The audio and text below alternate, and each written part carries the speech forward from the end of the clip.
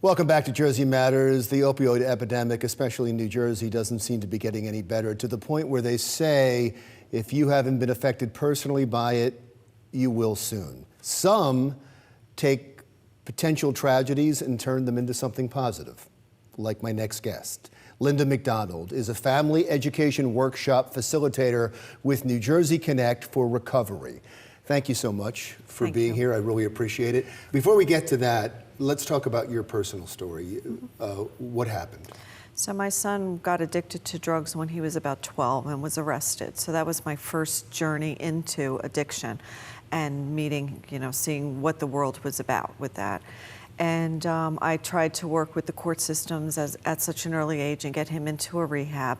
And we started then with just thinking that that was going to be it, and it really wasn't. He came back out of those rehabs about 13, 14, continued smoking pot, doing, drinking and things like that, and then lived with his dad for probably about 5 years because he didn't personally like a lot of the rules and the things that were the way I was running things. He came back to me when he was 17, and at 17, I thought he was doing okay. We have a good relationship. We had always been open and talking, but I knew that there was something going on. And shortly after he returned back to me, he told me that he was using heroin.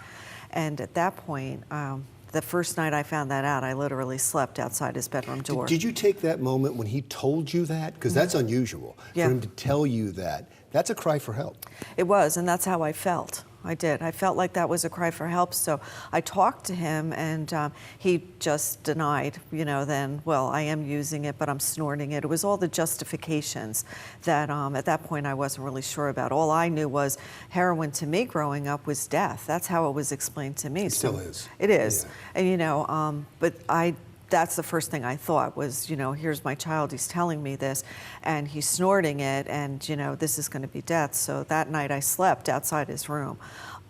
Shortly after that, he was injecting, and with that came then the pattern that goes with it. And so we very quickly got into the court system as far as being arrested. I had him arrested on the day that my dad passed away. I ended up having to have him arrested because of drug use and things that were going on in the house. And I got to know the police and educated myself and got to know probation officers. I got to know judges. I really learned. I know I want to get to the fact that your experience turned into something positive and now you're helping others, but I do want to deal with the court system for one moment. Absolutely. Because I've talked to so many parents, and I know it's improved, but I've talked to so many parents who are upset that their son has to be determined to be bad to do good for them. And they don't know why it has to go to that extreme. Why can't they just get help for their son without having to get them arrested? Exactly. It's very frustrating. The systems this was a couple years back, but it's still the same. But it is very frustrating. The mantra in many of my meetings or anything in life with anybody who has addiction and family members, we would pray that our kids would do something wrong so we could get them into the court system. Because many times what I found is he didn't want to listen to me.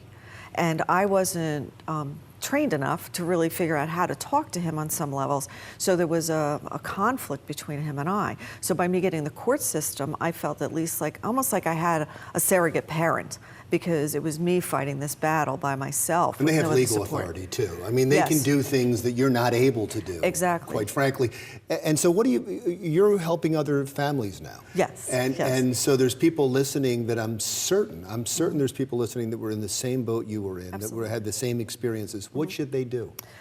Get to know the court system, really educate yourself, but biggest thing is get to a meeting. Go to meetings. That's why I'm really 100% behind New Jersey Connect for Recovery, because this meeting, any meeting that you go to that fits is fine, but I really felt more empowered as a family member with this program.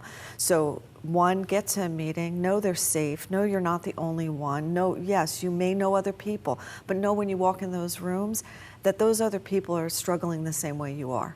There's no judgment. And how do they get to a meeting? Where do they contact Through you? New Jersey Connect, there's an 800 number that they can call, and that number will supply them. Those are all run by peer people. So if you have somebody who is like a parent like myself, you can call the 800 number, talk to a family member that works there, that will talk you through what's going on with you, what's happening, how they can help you.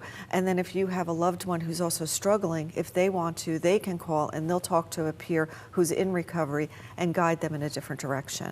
Wonderful. So Thank you it's a so much. I beautiful really thing. appreciate you coming in today and sharing your story. I'm sure you did some good. Thank you very much. Lynda McDonald, Family Education Workshop Facilitator with NJ Connect for Recovery. Jersey Matters continues right after this. Still to come on Jersey Matters, we'll show you how one town is dealing with the problem of lead in the drinking water. That's when we come right back.